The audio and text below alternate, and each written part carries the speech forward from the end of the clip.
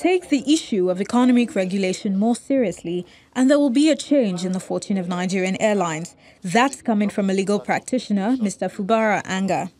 He is of the opinion that the NCAA should take as much an interest in the submitted business plans for airlines in the qualification for an AOC as it takes in the technical and safety requirements. The economic impact of aviation in an economy is so great. But in Nigeria, we tend to concentrate on just the airline. The airline is, of course, the golden goose that lays the egg, but the airline is just a subset of a general industry. The NCAA actually has a remit and a mandate for economic regulation as well. And that's part of the licensing regime. But what we have is a checklist mentality. Have you brought a business plan? Yes, tick. Nobody reads that business plan. My thesis is that, to an extent, in fact, I believe that economic regulation is probably more important than even the safety and security and operational. Because if your fundamental economics are wrong, then there's no way your processes and your procedures on the technical side are going to be viable. The Nigerian Civil Aviation Authority has announced the partial lifting of the suspension placed on the International Aviation College, Ilorin's approved training organization certificate. In a statement issued by the agency, the NCAA said the partial lifting of the suspension was as a result of the closure of a good number of the findings and the remarkable commitment demonstrated in closing the remaining findings as verified during the recent recertification audit of the college. The statement also reads, consequently, the partial lifting is only applicable to the fixed-wing pilot and flight dispatchers courses. It follows, therefore, that the helicopter flight training segments of the approved courses is still on suspension until the necessary corrective actions are undertaken. Now to the foreign scene, where Singapore Airlines has boosted its presence in the United States as it resumed the world's longest commercial flight, a near 19-hour non-stop from Singapore to New York after 5 years. Singapore Airlines had abandoned the Marathon Newark and Los Angeles route in 2013, when high fuel prices made the use of four-engine Airbus A340-500 jets uneconomic.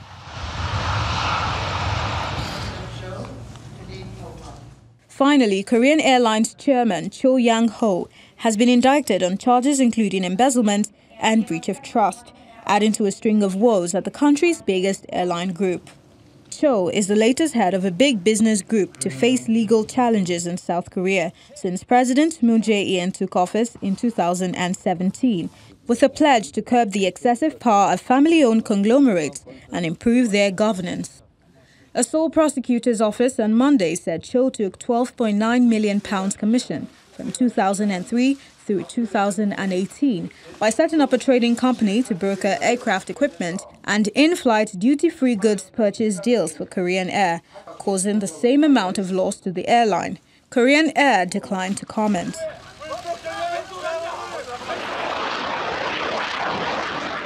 Newsflash winds down with military aviation as Ukraine has launched the largest joint multinational air drills in its history. The drills, called Clear Sky 2018, sees Ukrainian Air Force together with military personnel from 8 more countries, including the United States, Belgium, United Kingdom, and 5 others, show their skills at military air base in western Ukraine. Pilots practice taking off and landing in different conditions and evacuation of military personnel. The drills involved Ukrainian Su-24, Su-27 and MiG-29 fighter jets, as well as U.S. Air Force F-15 fighter jets.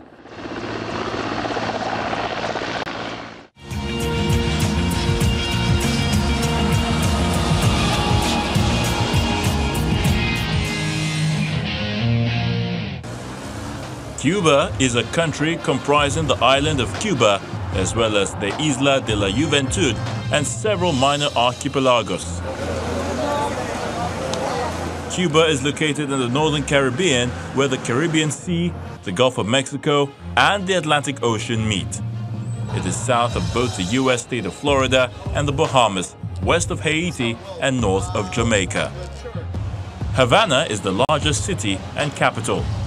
Other major cities include Santiago de Cuba, and Camagüey. At the moment, Cuba represents a huge but challenging opportunity for U.S. cruise, airline and hotel companies, as American investors to the Caribbean island could increase as much as sevenfold by 2025. That's from a report from the Boston Consulting Group. As many as 2 million Americans could visit, up from 285,000 last year. Given that its tourism infrastructure is already creaking, but tourists here say the country is refreshing. My mother, my father, none of them have had the opportunity to come. So now that it's open, I think a lot of Americans, especially younger Americans that are now doing the, abroad and seeing more outside of our normal, are definitely going to want to come to Cuba. I think it's beautiful. I think people are very interested.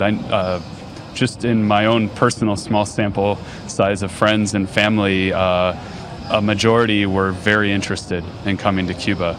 And coming to Cuba soon, they want to see it.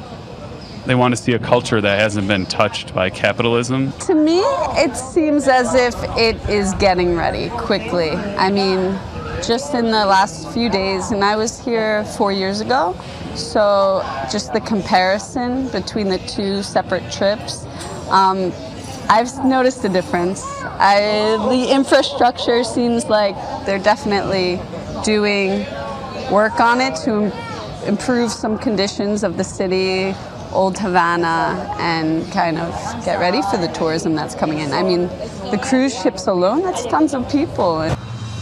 U.S. travel to Cuba has already surged, albeit from very low levels in the last 2 years since former Cold War foes announced a detente and the Obama administration eased travel restrictions to the island.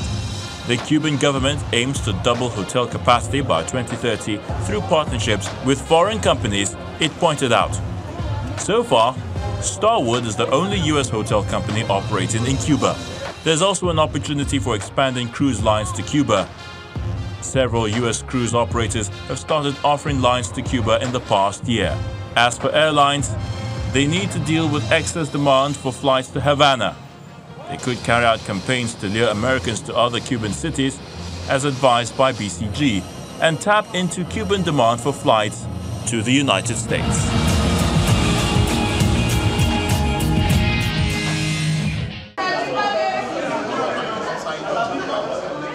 Before we go on the program, the federal government has begun the processes expected to lead to the payment of 22.5 billion naira to the former staff of the defunct national carrier Nigeria Airways.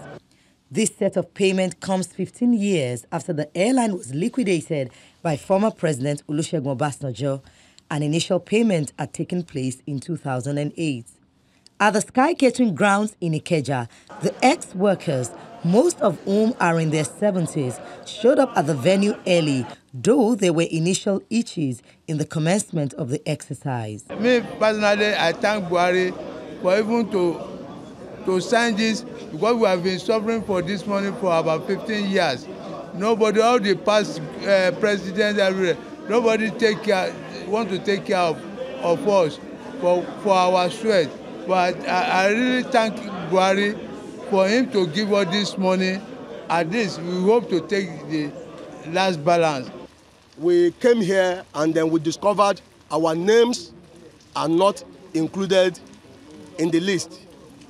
And the thing became a shock to us. We that you have seen here gathered we are next of kin and beneficiaries of the deceased ex-staff of Nigerian Airways.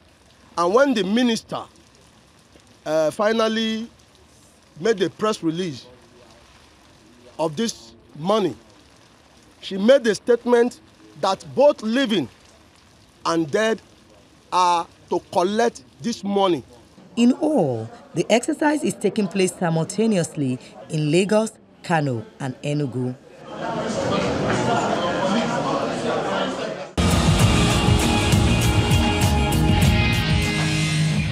And that's all for this week. See you next time. I'm Bukola Joe Oketumbi.